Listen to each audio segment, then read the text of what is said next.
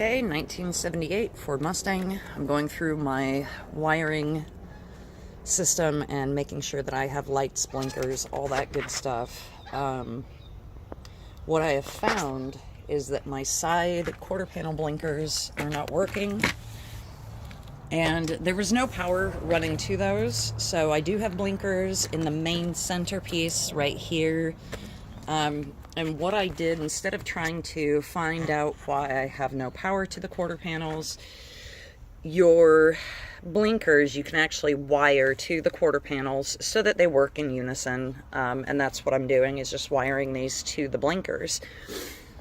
Now that I have 90% of my blinkers, I did find that one of the blinker pieces wasn't working. Actually, this is inoperable, so I'll be replacing this.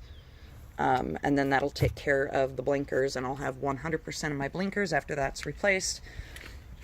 So the headlights, though, I only had bright lights. So only high beams was working. And my husband, who has a 1968 AMC AMX, mentioned that, hey, he had the same problem. He'd turn on his lights and there was nothing, and then he would turn on his high beams and he had high beams but no regular lights. So he told me that the floor panel high beam clicker actually would cause high beams to work but not low beams. So I went to Napa, and right here is your floor panel kicker. This thing is like the easiest piece to replace on earth. It has 3 prongs, 1, 2, 3.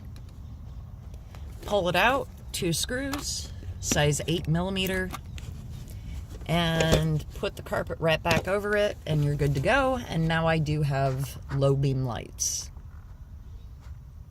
So taillights are the next thing that I need to tackle.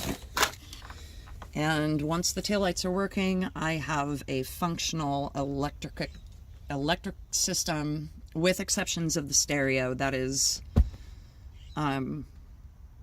one thing that I need to do. Oh, and the windshield wiper is not working. So windshield wiper, back brakes, stereo. The list keeps getting longer as I go. But I also am curious if anybody knows, if anyone's watching these, what this set of wiring went to. I'm going to look at my schematic book. These were all cut. None of these are hot leads. These just lead out into the car. I'm assuming, though, this is a hot continuous now because they wired it into itself.